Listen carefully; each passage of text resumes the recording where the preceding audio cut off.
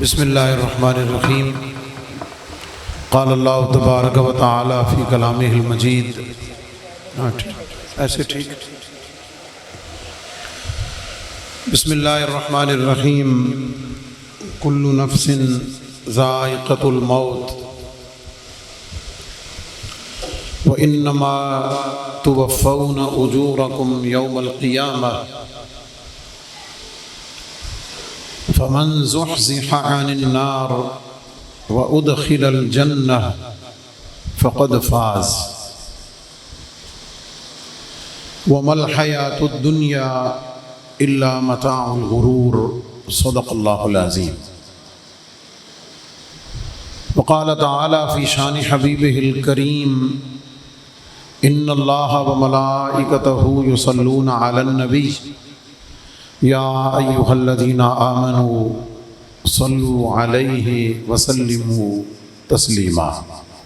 تمامی حضرات و سامعین محبت و ذوق کے ساتھ نبی کریم رؤوف الرحیم صلی اللہ علیہ وسلم کی بارگاہ میں درود و سلام کا نذرانہ پیش فرما لیجیے۔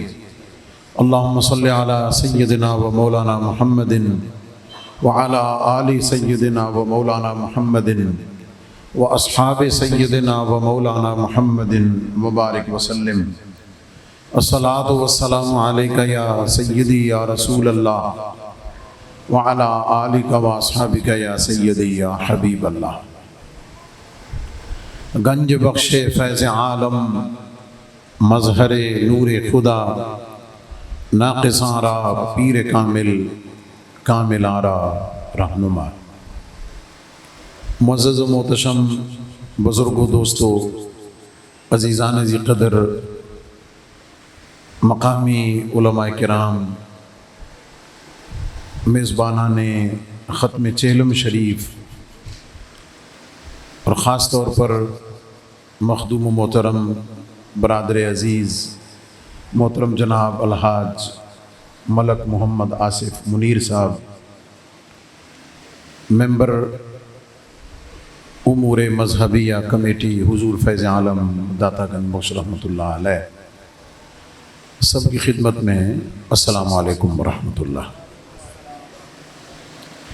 آپ کو معلوم ہے کہ آج کی یہ جو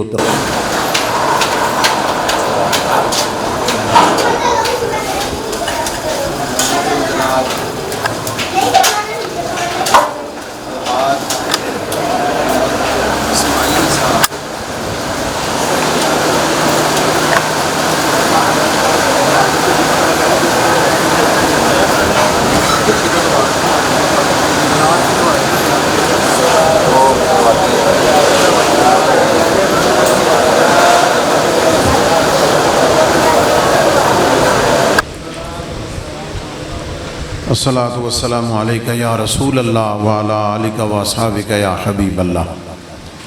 آج کا یہ جو پروگرام ہے وہ الحاج محمد اسماعیل صاحب مرحوم و مغفور ان کے ایصال ثواب کے لیے انعقاد پذیر ہے، اور ان کے چاروں برخوردار محترم جناب 3 برخوردار حاجی عطا محمد صاحب، عطا اللہ صاحب، محمد اقبال صاحب اور حاجی محمد نصیر صاحب، انہوں نے اور ان کے بچوں نے پوری فیملی نے اس کا اہتمام کیا ہے۔ موقع کی مناسبت سے میں چند باتیں آپ کی خدمت میں عرض کرتا ہوں۔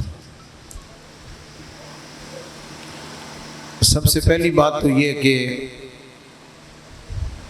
اہل سنت و جماعت میں یہ طریقہ رائج اور موجود ہے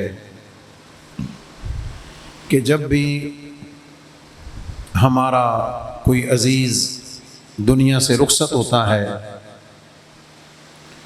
تو ہم سب آپ سب اس کے فوت ہو جانے کے بعد مختلف ناموں سے اور مختلف مواقع پر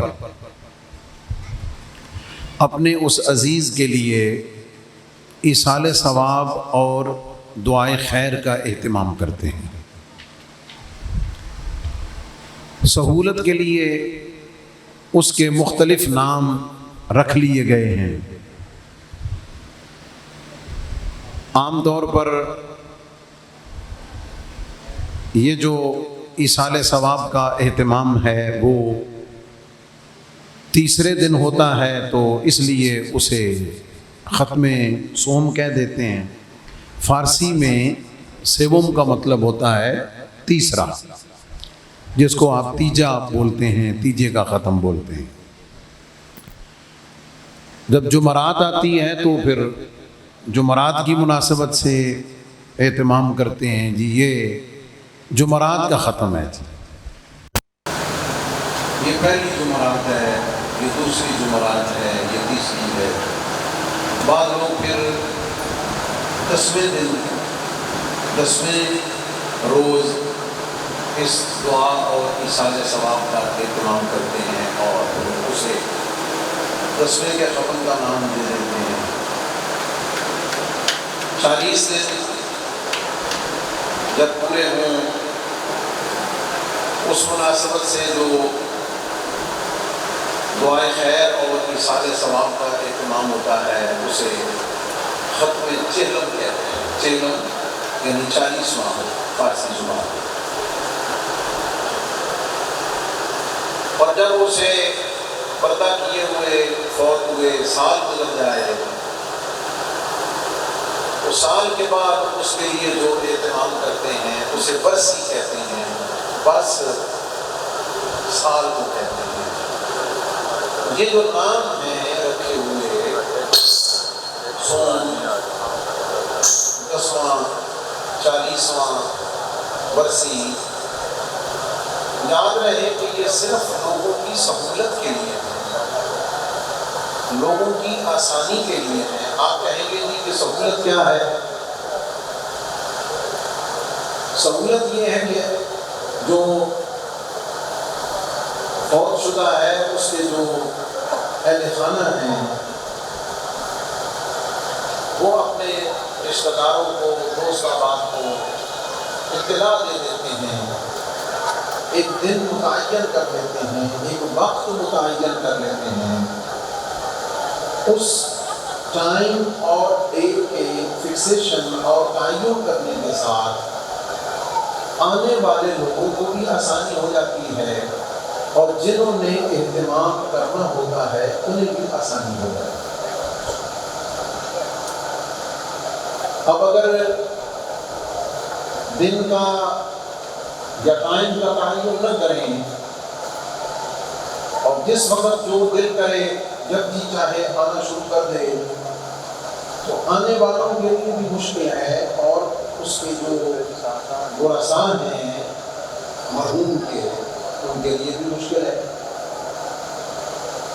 اگر کسی کو آپ نے بلانا ہے، فار ایگزامپل مجھے حکم ملا تو سب سے پہلے میں نے پوچھا کہ بھئی کس دن ہے، کس وقت ہے۔ تو اگر وقت اور دن کا تعین نہ ہوتا تو مشکل تھا۔ یہ جو دن اور وقت کا تعین ہے اس کی کوئی اس کام میں شرعی حیثیت نہیں ہے، محض آسانی کے لیے۔ شرعی حیثیت کا مطلب اگر کوئی مسلمان یہ ختم کے پروگرام نہیں کرتا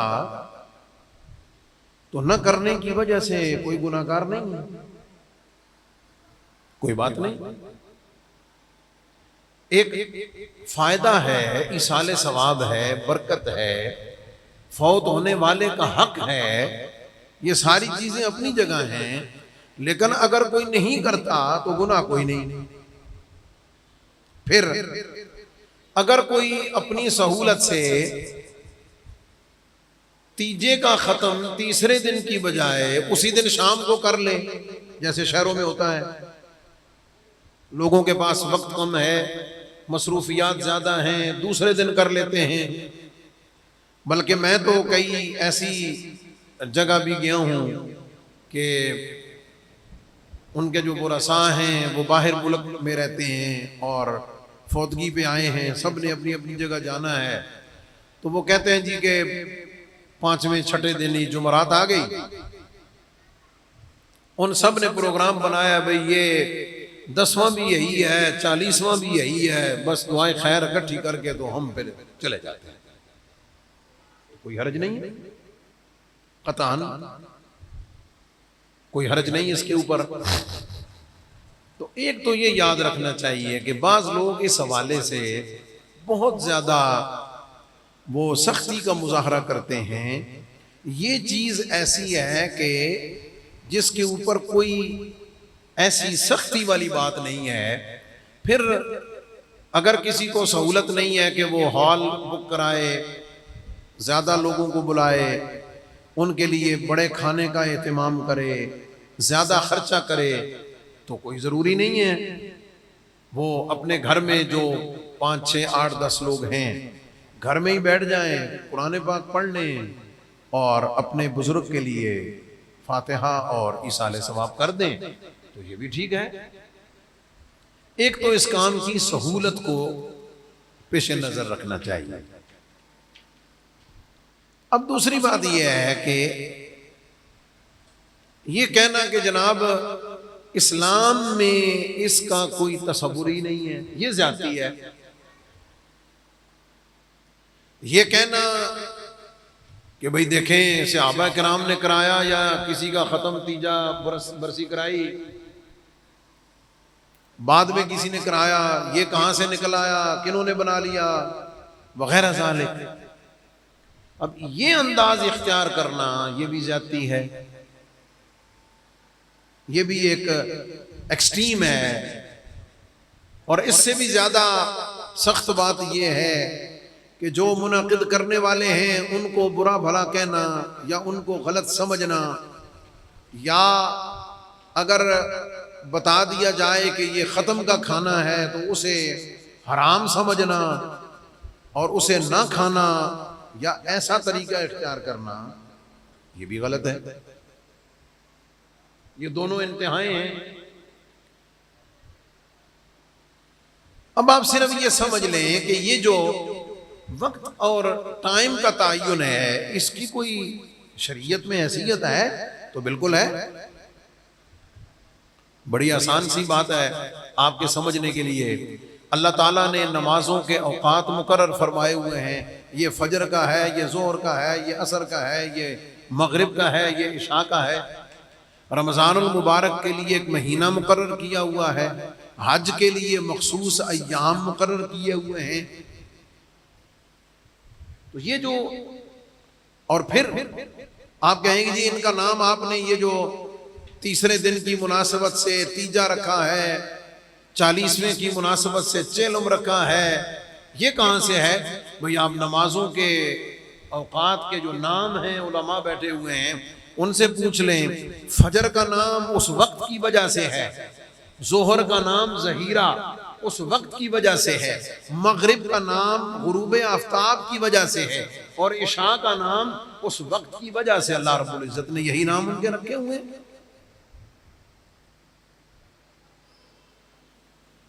اور پھر مسجدوں میں جماعت کا وقت بھی مقرر ہے۔ ایک تو نماز کا وقت ہے نا کہ یہ ظہر کی نماز کا وقت ہے جناب 12:36 سے شروع ہوا اور 4:40 پہ ختم ہو گیا بطور مثال۔ اب اس کے اندر پھر ایک متعین وقت ہے جماعت کا کہ جناب جماعت 1:30 بجے ہوگی، تو یہ جماعت کے لیے وقت کا تعین بھی سہولت کے لیے ہے کہ جنہوں نے جماعت سے پڑھنی ہے وہ اس مقررہ وقت پر مسجد میں آئیں اور جماعت کر لیں۔ یہ تو اللہ کا شکر ہے کہ جیسے نمازیوں پر ایک دفعہ فرض ہے پڑھنا، امام پر بھی ایک ہی دفعہ فرض ہے کہ وہ بھی ایک ہی دفعہ پڑھائے گا۔ اگر امام کے اوپر یہ ہوتا کہ جناب جدوں آ جان تو سب پڑھانا، تو امام صاحب تو پھر خیر نال مصیبت ہی رہنا سی۔ جنرل سیکرٹری آنا سی، جناب میں تھوڑا جا لیٹ ہو گیا، مولوی صاحب میں پڑھا دیو۔ خزانچی صاحب آنا سی، جناب میں لیٹ ہو گیا ہوں میں تھوڑی جی میں بھی پڑھا دیو۔ کیا خیال ہے؟ تو یہ تو اللہ نے سہولت رکھی ہے کہ نمازیوں پر بھی ایک دفعہ ہے اور امام پر بھی ایک دفعہ ہے، لیکن سمجھنے والی بات ہے کہ یہ وقت کا تعین آسانی اور سہولت کے لیے ہے، اور اس کے لیے ناموں کا تعین بھی اس کام اور اس وقت کی مناسبت سے رکھا ہوا ہے۔ کوئی نہیں کراتا، آگے پیچھے کرا لیتا ہے، زیادہ اہتمام نہیں کرتا، کچھ بھی نہیں ہے، یہ جواز میں سے ہے، مستحبات میں سے ہے، نوافل میں سے ہے، فرض واجب نہیں۔ اگلے مرحلے پر، یہ تو میں نے آسان لفظوں میں اس کی تھوڑی جو شرعی اہمیت ہے یا وضاحت ہے وہ کی ہے۔ اب آئیے یہ جو جتنے پروگرام ہیں، اب اس میں آپ جنازے کو بھی شامل کر لیں، پہلے میں نے اس کو شامل نہیں کیا، جنازے کو شامل کر لیں، فاتحہ کو شامل کر لیں، یہ جتنی تقریبات ہیں، سوم کا ختم، 10ویں کا، جمعرات کا، 40واں برسی، ان سب کو شامل کر لیں۔ ان سب کے اندر ایک بنیادی چیز ہے جو سمجھنے کی، جو ان سارے کاموں کی اسپرٹ ہے، روح ہے، بنیاد ہے، اصل ہے، وہ کیا ہے؟ وہ ہے ایصال ثواب۔ بس دو لفظی بات ہے، کیا ہے؟ آپ بھی ارشاد فرما دیں، آپ بھی، وہ کیا ہے؟ ایصال ثواب۔ دو لفظ میں نے بولے ہیں، کون کون سے؟ ثواب وہ 3 نقطے والے فے کے ساتھ، اور ایصال صاد کے ساتھ، اوصال یوصل ایصالا، اس کا مطلب ہوتا ہے بھیجنا، پہنچانا، ارسال کرنا، آگے دینا، کسی اور کے سپرد کرنا، کسی اور دوسرے کے ہینڈ اوور کرنا، کوئی ایکٹ کسی دوسرے کے لیے کرنا، یہ ایصال ثواب ہے۔ مطلب کیا ہے کہ میں آپ کوئی ایسا کام کریں، کون سا کام؟ قرآن کی تلاوت کریں، درود پاک پڑھیں، ذکر اذکار کریں، کلمہ طیبہ پڑھیں، اللہ اکبر کا ورد کریں، لا الہ الا اللہ کا ورد کریں، قرآن پاک کی تلاوت کریں، سنیں۔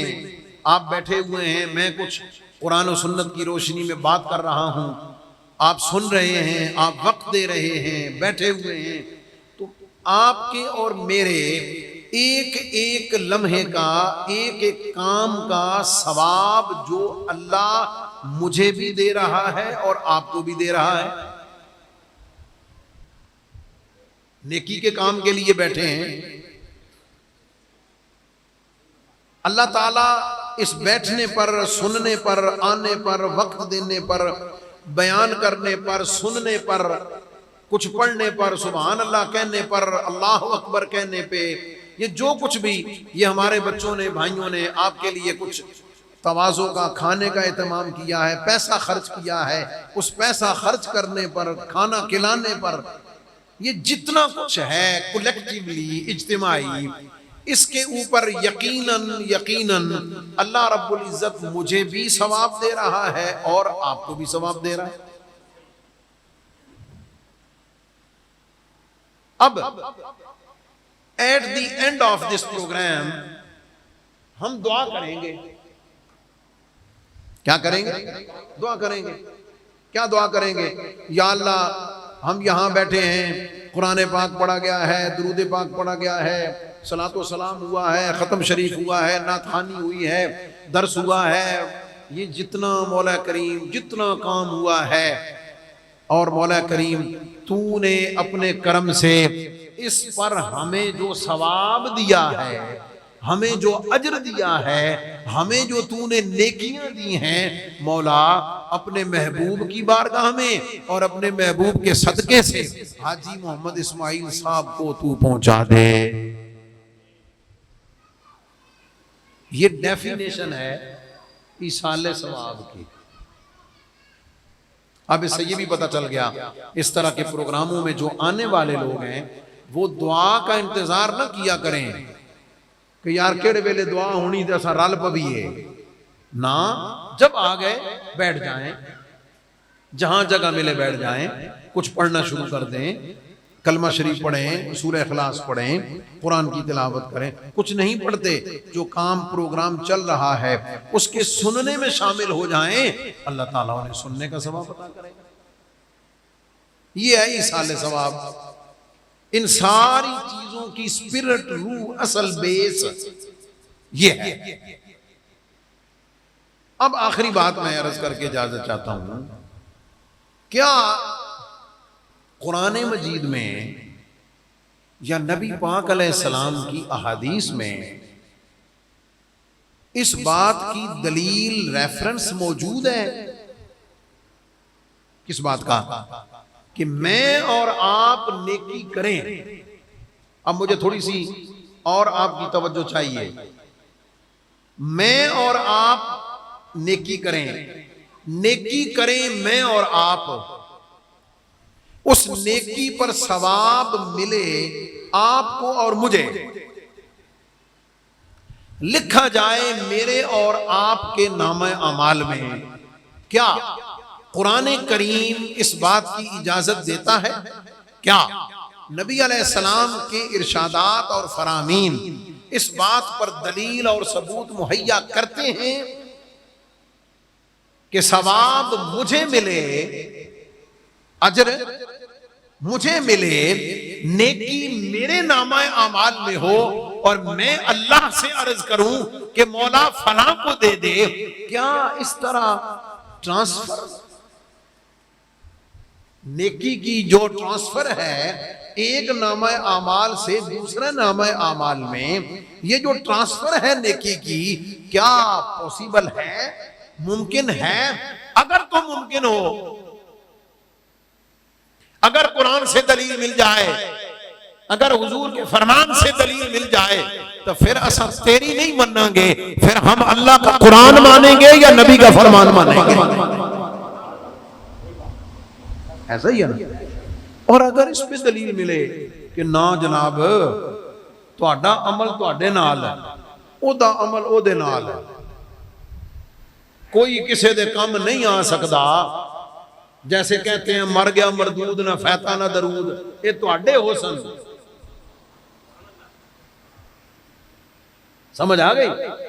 تو اگر اس پہ دلیل مل جائے قرآن سے بھی اور حدیث سے بھی، تو پھر کسی کی نہیں مانی جائے گی، قرآن مجید کی مانی جائے گی اور نبی پاک علیہ السلام کے ارشادات۔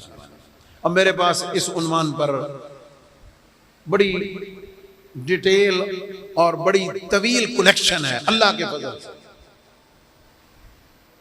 لیکن میں آپ کو صرف قرآن کی ایک آیت اور حضور علیہ السلام کی 2 احادیث وہ سناؤں گا۔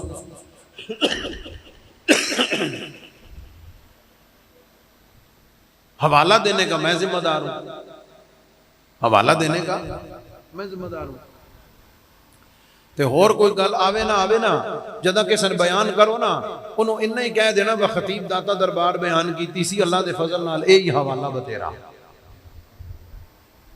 ٹھیک ہے؟ میرے استاد گرامی، استاد الکل حضرت علامہ حافظ عبدالستار سعیدی دامت برکاتہم العالیہ، میں ان کے پاس بیٹھا ہوا تھا، کسی بندے نے ان کو فون پہ کوئی مسئلہ پوچھا، کوئی شریعت کا کوئی مسئلہ پوچھا، استادوں نے اس کا جواب دے دیا، علماء کی خصوصی توجہ کے لیے استاد گرامی نے اس کا جواب دے دیا۔ جب جواب دے دیا تو اس نے پوچھا جی اس کا حوالہ کیا ہے، اس کا ریفرنس کیا ہے؟ تو آپ نے فرمایا اس کا ریفرنس حافظ عبدالستار سعیدی ہے۔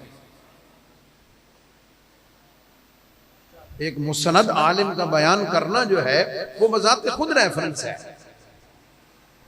قرآن مجید کی آیت آپ سب کو آتی ہے، یاد ہے آپ ہر نماز میں پڑھتے ہیں، اور میں اور آپ اپنی نمازوں کا اختتام اسی دعا پر کرتے ہیں۔ وہ دعا کیا ہے؟ رب اجعلنی مقیم الصلاۃ ومن ذریتی ربنا وتقبل دعا ربنا اغفر لی ولوالدی وللمؤمنین یوم یقوم الحساب۔ آپ پڑھے لکھے لوگ بیٹھے ہیں، آپ کو اس کا ترجمہ بھی آتا ہوگا، میں کر دیتا ہوں۔ اے میرے پروردگار، مجھے نماز قائم کرنے والا بنا دے، میری اولاد کو بھی نماز قائم کرنے والا بنا دے۔ اے ہمارے پروردگار، ہماری اس دعا کو قبول فرما۔ آگے خصوصی توجہ والے الفاظ، ربنا اغفر لی، اے ہمارے پالنے والے، اے ہمارے رب، مجھے بخش دے۔ بولیں آمین، نہیں سارے بولو، مجھے بخش دے۔ ولی والدیہ، میرے ماں باپ کو بھی بخش دے۔ وللمؤمنین، سارے مومنوں کو بخش دے۔ اس میں عورتیں بھی شامل ہیں کہ مومن مرد مومن عورتیں، مولا سب کو بخش دے۔ کون سے؟ جو چلے گئے وہ نہ، جو موجود ہیں نہ، وہ یوم یقوم الحساب، مولا جو قیامت تک آنے والے ہیں، مولا سب کو بخش دے۔ یہ دعا تو آپ پڑھتے ہی رہتے ہیں، ترجمہ بھی پڑھتے رہتے ہیں، لیکن غور اس پہ کبھی اس اینگل سے نہیں کیا ہوگا۔ آئیے میں آپ کی توجہ چاہتا ہوں۔ دعا کرنے والا کون ہے؟ نمازی، کسے باشد کوئی بھی ہو سکتا ہے، ٹھیک ہے؟ اپنے لیے کی سمجھ آ گئی، لیکن صرف اپنے لیے نہیں ہے۔ اللہ رب العزت نمازی سے صرف اپنے لیے نہیں، اس کے ماں باپ کے لیے دعا کرا رہا ہے، کہ اپنے ماں باپ کے لیے بھی دعا کر۔ ولی والدیہ، صرف والدین کے لیے نہیں، فرمایا نہ، سارے مومنین کے لیے کر، اور مومنین جو گزر گئے وہ بھی شامل، جو موجود وہ بھی شامل، بلکہ ابھی جن کی روحیں عالم ارواح میں ہیں، جنہوں نے قیامت تک آنا ہے، ان کے لیے ایڈوانس دعائیں۔ نکتے والی بات جو میں نے آپ کے سامنے مسئلہ رکھا، اس کی دلیل یاد ہے آپ کو یا دوہرا دوں؟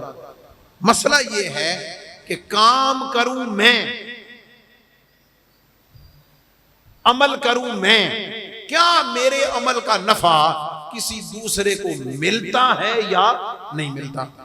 اس کے اوپر دلیل اسی ولی والدیہ سے، وللمؤمنین سے، وہ یہ ہے کہ اگر، توجہ ہے جناب، زور سے کہہ دیجئے سبحان اللہ، اگر میری دعا کا نفع میرے ماں باپ کو کوئی نہیں،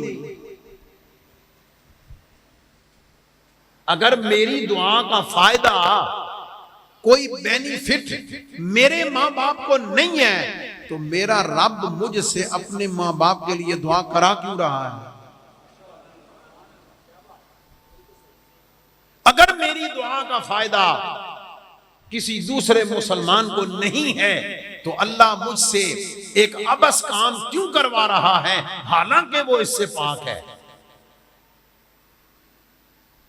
پتا چلا میری دعا میرے ماں باپ کے لیے فائدہ مند ہے، میری دعا سارے مسلمانوں کے لیے نفع بخش ہے، آپ کی دعا آپ کے ماں باپ کے لیے نفع بخش ہے، آپ کی دعا آپ کے رشتہ دار مومنوں کے لیے نفع بخش ہے۔ اس لیے اللہ نماز میں اپنے لیے تو فرماتا ہے دعا کرنی ہی ہے، اپنے ماں باپ کے لیے بھی کر رہا اور اپنے سارے مسلمان بھائیوں کے لیے۔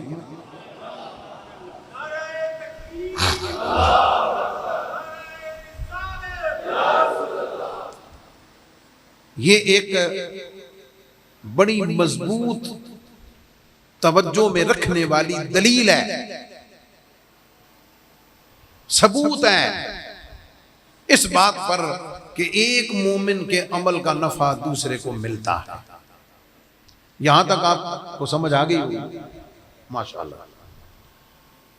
اب اگلا مرحلہ، دعا کے نفع بخش ہونے پر تو کسی مسلک کو اختلاف ہے ہی نہیں، یہ بھی عجیب بات ہے.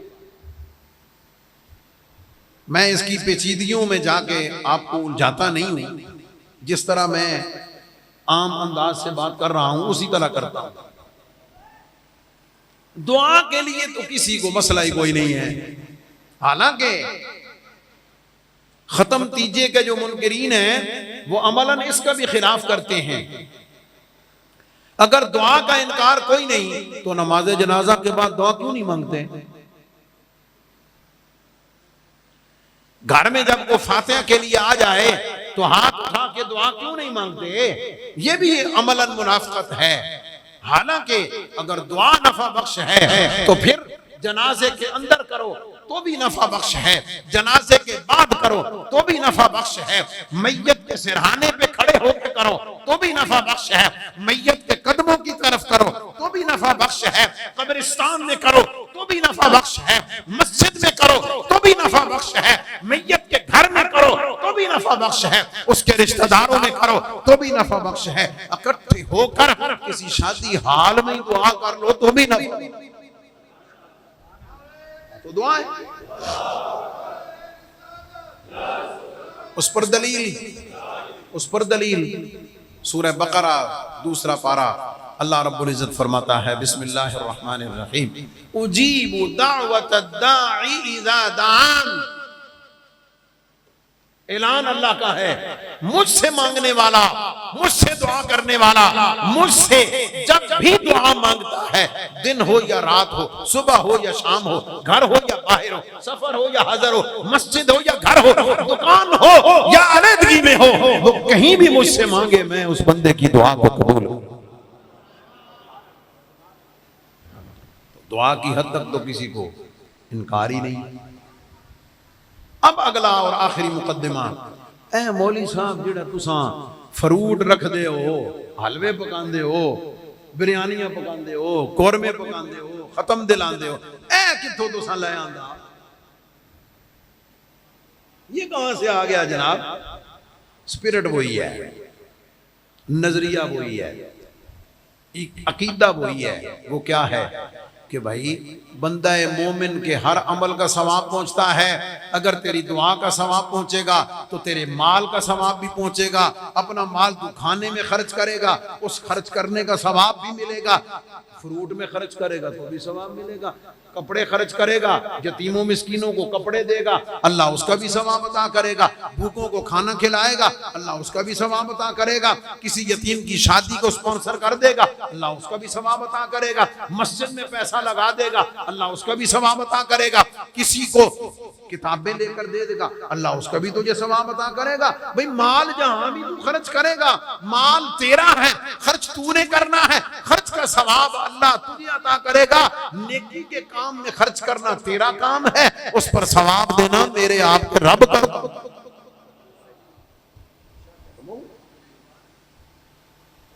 اب جیسے میں نے عرض کیا کہ اس کے اوپر 2 احادیث، پہلی جو حدیث عرض کرنے لگا ہوں وہ حدیث کی تمام کتابوں میں موجود ہے، مسند امام احمد میں، جامع ترمذی میں، مسلم میں، سب جگہ موجود. سند کے لحاظ سے حدیث صحیح ہے. حضور علیہ السلام فرماتے ہیں کہ بندہ جب مر جاتا ہے انقطع عملہ، اب عمل کا سلسلہ ختم ہو گیا. نماز نہیں پڑھنی، روزہ نہیں رکھنا، حج نہیں کرنا، زکوٰۃ نہیں دینی، صدقہ خیرات نہیں کرنا، اپنا جو عمل کرتا تھا اس کا سلسلہ ختم ہوا. لیکن حضور علیہ السلام نے فرمایا 3 کام ایسے ہیں. کتنے؟ 3 کام ایسے ہیں کہ اللہ رب العزت مرنے والے کو اس کا ثواب قبر میں بھی عطا کرتا رہتا ہے. نمبر 1، ولد صالح یدعو لہ، نیک اولاد چھوڑ کر جائے جو اس کے لیے دعا کرتی رہے. دعا پر میں بات کرتا ہوں. علم ينتفع به، کوئی ایسی ایجوکیشن تعلیم دے جائے قرآن کی حدیث کی، بلکہ میں تو اس میں کلیئر ہوں، اگر کوئی اسکول کا، کالج کا، یونیورسٹی کا ٹیچر، پروفیسر، ڈاکٹر اگر دنیا کی تعلیم بھی اچھی نیت کے ساتھ دیتا ہے کہ یہ ملک اور قوم کی اچھی خدمت کرے، اللہ اس پر بھی ثواب عطا فرماتا ہے، شک نہیں ہے۔ جب تک وہ پڑھنے پڑھانے کا سلسلہ جاری رہتا ہے، اللہ تعالیٰ اس کا ثواب شروع کرنے والے کو عطا کرتا رہتا ہے۔ تیسری چیز صدقۃ جاریۃ، تیسری کو صدقہ جاریہ ہے جو اپنی زندگی میں اپنے ہاتھ سے کر گیا، مسجد بنوا گیا، مدرسہ بنوا گیا، کسی یتیم کی شادی کر دی، کسی کی ایجوکیشن کو سپونسر کر دیا، کوئی نیکی کا کام کر دیا، جب تک وہ قائم رہتا ہے اللہ رب العزت اس کا ثواب اسے عطا فرماتا رہتا ہے۔ یہ حدیث پاک بتاتی ہے کہ صرف دعا ہی نہیں، صرف دعا ہی نہیں، باقی بھی جتنے اچھے کام ہیں، صدقات کے کام ہیں، خیرات کے کام ہیں، جن کے لیے کیا جائے اللہ رب العزت اس کا ثواب انہیں عطا فرماتا رہتا ہے۔ حسب وعدہ دوسری حدیث پاک اور میری معروضات ختم۔ نبی کریم علیہ السلام کے ایک صحابی حضرت سعد رضی اللہ تعالیٰ عنہ، ان کی والدہ فوت ہو گئیں اور اچانک فوت ہوئی۔ اچانک کا مطلب یہ ہے کہ بندہ بیمار ہوتا ہے نا، اللہ کا اپنا امر ہے، وہ پھر بچوں کو بتا دیتا ہے کہ یار چلو میرے مرن تو بعد ہے کو کم کر لینا، یہ چیز ایسے کر لینا، یہ ایسے، ان کو اس طرح کی کوئی ہدایات دینے کا موقع نہیں ملا، سڈنلی اچانک فوت ہو گئیں۔ حضور علیہ السلام کی خدمت میں حضرت سعد آئے اور آ کر عرض کی، یا رسول اللہ ماتت لأم سعد، میری والدہ فوت ہو گئی ہیں لیکن اچانک فوت ہوئی ہیں، کوئی نیکی کی، کسی اور کام کی وصیت نہیں کر سکیں، یا رسول اللہ صلی اللہ علیہ وسلم اگر میں اپنی ماں کی طرف سے، موضوع پر دلیل، اگر میں اپنی ماں کی طرف سے کوئی نیکی کروں تو کیا اس کا ثواب اللہ میری ماں کو دے گا؟ اس سے کلیئر تو کوئی دلیل نہیں ہو سکتی۔ کیا میری اس نیکی کا ثواب اللہ رب العزت میری والدہ کو عطا فرمائے گا؟ آقا دو جہاں صلی اللہ علیہ وسلم نے فرمایا نعم، ہاں ثواب ملے گا۔ پھر انہوں نے عرض کی، یا رسول اللہ صلی اللہ علیہ وسلم ای الصدقۃ افضل، یا رسول اللہ میں اپنی ماں کی طرف سے کون سا صدقہ کروں، کیا چیز صدقہ کروں؟ مشورہ کیا حضور علیہ السلام سے۔ نبی کریم علیہ السلام نے فرمایا الماء، پانی کا صدقہ کر۔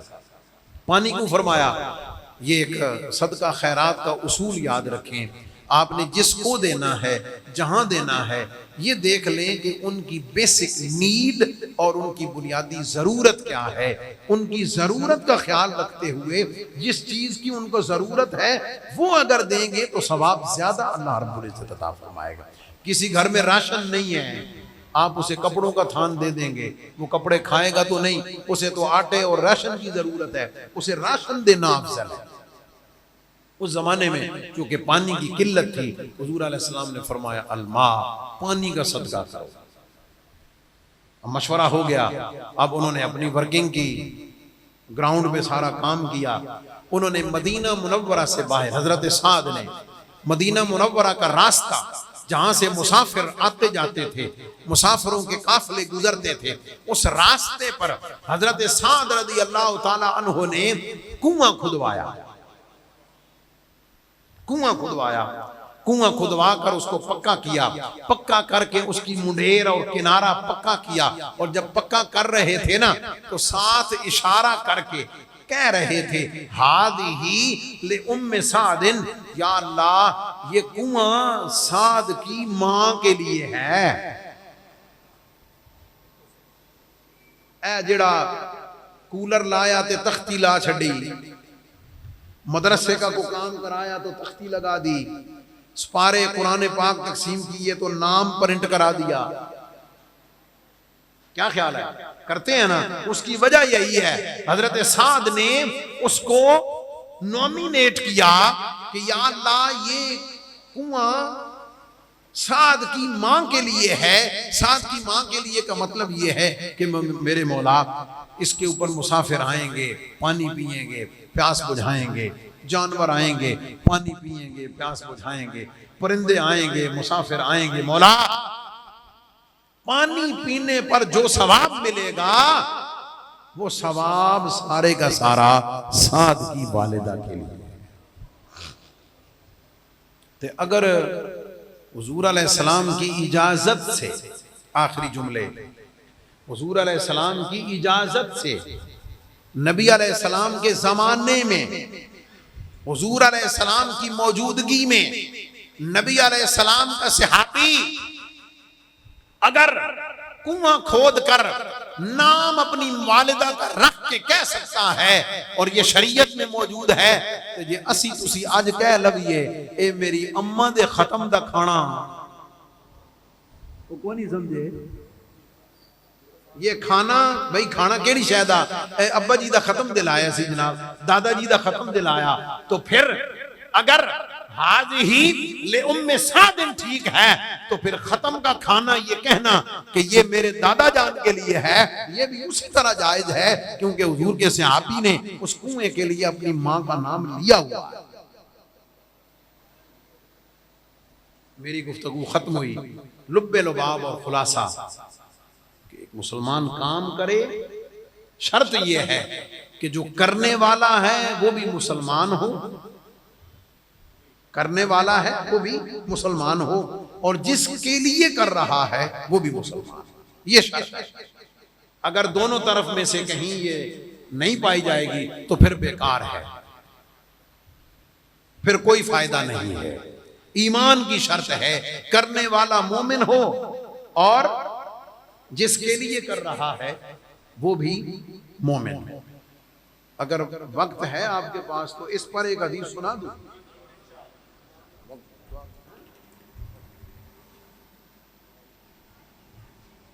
خلاصہ عرض کرتا ہوں. حضور علیہ السلام کے صحابی ہیں عمر بن عاص رضی اللہ تعالیٰ. یہ دو بھائی تھے، عمر بن عاص اور ہشام بن عاص. ان کے دادا کا نام ہے وائل، والد کا نام عاص بن وائل. عاص بن وائل فوت ہو گئے. جب فوت ہونے لگے نا تو انہوں نے اپنے دونوں بیٹوں کو بلایا، ہشام کو بھی اور عمر کو بھی. دونوں بیٹوں کو بلا کر کہا کہ پتر میں تواڈے لئی بڑی جائیداد چھڑ کے جا رہے ہیں، بڑے پیسے چھڑ کے جا رہے ہیں. میرے مرن تو بعد 100 اٹھ، 100 کیمل، 100 اونٹ تم نے میری طرف سے صدقہ کرنا. ہن جڑا پیو 100 اٹھاں دا صدقہ کہہ رہا، ہن آپ اندازہ لا لو وہ کتنا چھڑ کے گیا ہوں. ان کی جو ویلتھ ہوگی، ان کا جو سرمایہ ہوگا، ان کی جو وراثت ہوگی وہ کتنی ہوگی. بیٹوں کو نصیحت کی کہ بیٹا 100 اونٹ میرے بعد تم نے میرے لیے صدقہ کرنے ہیں. عمر بن عاص بھی حضور کے صحابی ہیں، ہشام بن عاص ہیں، وہ بھی حضور علیہ السلام کے صحابی، دونوں صحابی بھائی. ہشام بن عاص جو ہیں انہوں نے ابا جی کے فوت ہونے کے فوری بعد اپنے حصے دا 50 اٹھ لیا، ذبح کر کے غریباں مسکیناں کھوا چھڑیا. ہشام بن عاص نے اپنے حصے کے 2 بھائی تھے نا، 50 او دے ذمہ 50 اے دے ذمہ، انہیں اپنے حصے دے 50 ذبح کر چھڑے، غریباں مسکیناں نو کھوا چھڑے. پھر ہشام نے آکھیا عمر نو کہ چل تم ہی ابا جڑا کہے سن بھی 50 تم ہی ذبح کر.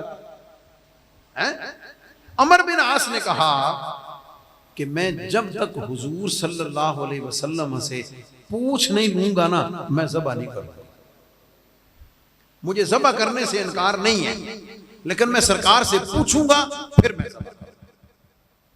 عمر بن عاص جو ہے نا وہ حضور علیہ السلام کی خدمت میں آ گئے، آ کے عرض کی یا رسول اللہ اس طرح میرے ابا جی فوت ہوئے، عاص بن وائل، انہوں نے وصیت کی 100 اونٹوں کی، میرے بھائی ہشام نے اپنے حصے کے 50 ذبح کر دیے ہیں، یا رسول اللہ میرے لیے کیا حکم ہے، میں 50 ذبح کروں یا نہ کروں؟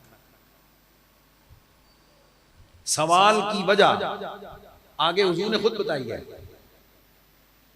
کہ پوچھا کیوں؟ حضور علیہ السلام نے فرمایا ان کان مؤمنا، اور ایک حدیث میں لو کان مؤمنا، اگر تہاڈا پیو مومن ہوندا، اگر تمہارا باپ مسلمان ہوتا، پھر تم لتصدقتم عنہ، تم اس کی طرف سے صدقہ کرتے، او حججتم عنہ، اس کی طرف سے حج کرتے،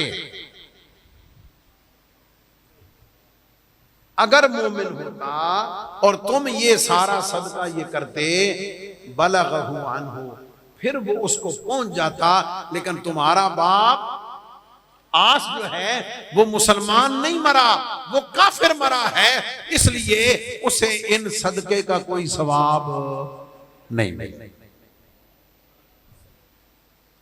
یہ میں نے دلیل عرض کی ہے اس پر کہ کرنے والا مومن ہو، جس کے لیے کیا ہے وہ بھی مومن ہو۔ اور اسی حدیث سے اور دلیل بھی پتہ چل گئی کہ اگر مومن نہ ہو تو ثواب نہیں پہنچتا۔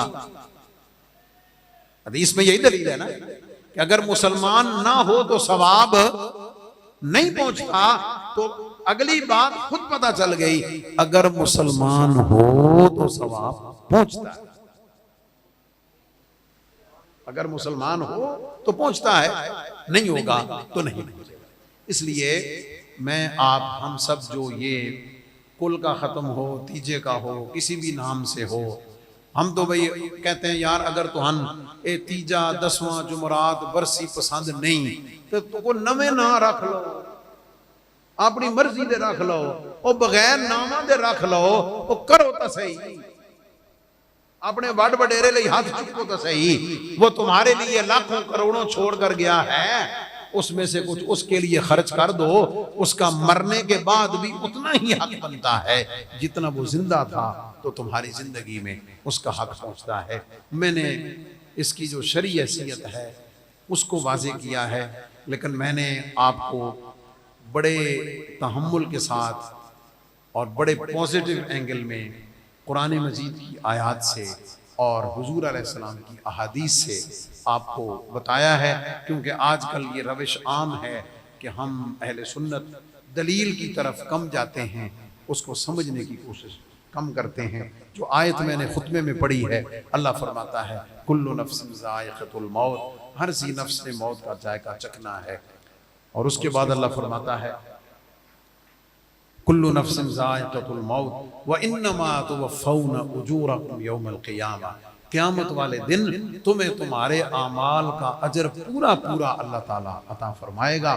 فمن زحزح عن النار، اور جو جہنم سے بچا لیا گیا، وادخل الجنت، اور جنت میں داخل کر دیا گیا، فقد فاز، وہ دونوں جہانوں میں کامیاب ہو گیا ہے۔ لیکن یاد رکھنا وما الحیات الدنیا الا متاع الغرور، یہ دنیا کی جو زندگی ہے نا، جوانی، پیسہ، شہرت، یہ ساری چیزیں یہ دھوکے کے سوا کچھ نہیں ہے۔ بندہ اس کے دھوکے میں مبتلا رہتا ہے کہ یار صدا انج ہی رہنا، اے میرا ہی رہنا، اے کدی جانا نہیں، کدی مکنا نہیں، یہ اٹھتے ہوئے جنازے، یہ پھیلی ہوئی قبریں، یہ ختم درود، یہ کل، یہ فاتحہ، یہ سارے کا سارا ہمیں دعوت فکر دے رہا ہے کہ ہم سے پہلے تھوڑا ہم سے پہلے چلے گئے ہیں، ہم بھی اس شکنجے سے بچنے والے نہیں ہیں، دیر ضرور ہے، جانا ضرور ہے۔ جب یہ حقیقت ہے تو ہمیں اس کی تیاری کرنی چاہیے، سچی توبہ کرنی چاہیے، اللہ کی طرف رجوع کرنا چاہیے، اور نیک اعمال کی توفیقات طلب کرنی چاہیے۔ اللہ تعالیٰ میری حاضری کلمات اپنی بارگاہ میں قبول فرمائے۔ آپ سب حضرات ایک دفعہ سورہ فاتحہ شریف جی کیا فرما رہے ہیں، 2 شعر سلام کے پڑھتے ہیں، اس کے بعد دعا خیر کر لیں، پڑھ لیں۔